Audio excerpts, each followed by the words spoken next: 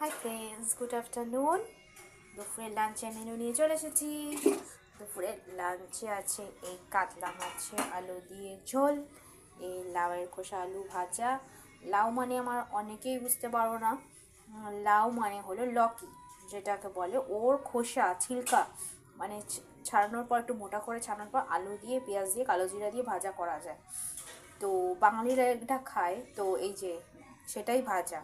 আর এই বেগুন ভাজা আর 3-4 রকম ডাল মিক্সড করে এইটা করা হয়েছে। এই ডালটা আজকে করেছি। এর মধ্যে আছে তোমার বিউলির ডাল, মসুর ডাল, মুগ ডাল, আরেকটা কী ডাল, ছোলার ডাল।